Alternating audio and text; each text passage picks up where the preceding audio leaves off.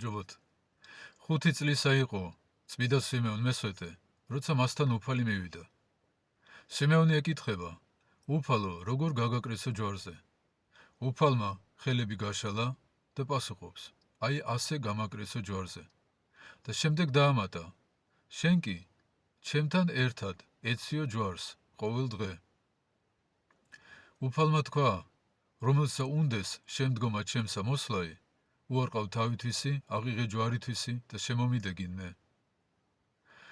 თქვენთვის რომ რომელიმე პრეზიდენტის, მილიარდელის ან სხვა გამოჩენილი ადამიანის გვერდით ჯვარცმა შემოეთავაზებინათ.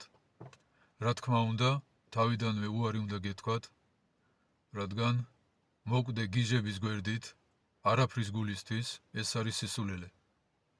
ყველაფერი იცვლება იმისი გააზრებით, თუ ვინ გეუბნებათ ამას, ვინ მოგიწოდებთ.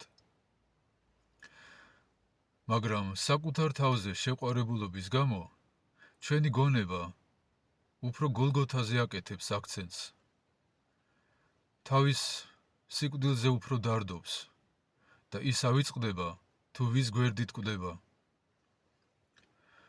ამის გამო გვეძნელება ყველანაირი მოღვაწეობა, თუნდაც სიმბოლური.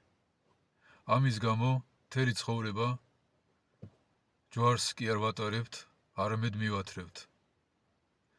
ვიფიქროთ ხოლმე არა საკუთარ უძვირფასეს და უსაყვარლეს თავზე, არამედ იმაზე, ვინც ჯვარზე ეკვრება ჩვენთვის. თუ ამას გავაკეთებთ, მაშინ თეორიული ქრისტიანობა პრაქტიკულში გადავა. ყოველთვის, როცა თქვენ ლოცულობთ, მარხულობთ, ითმენთ, ეზიარებით, აკეთებთ არა იმას, რაც გინდათ, რაც ისწავლეთ, არამედ იმას, რაც უფალმა თქვა, რასაც უფალი ასწავლის, მაშინ თქვენ მიყვებით უფალს გოლგოთაზე და ეს გზა სასუფეველში მიგიყვანთ. მერთვა გაგახაროთ.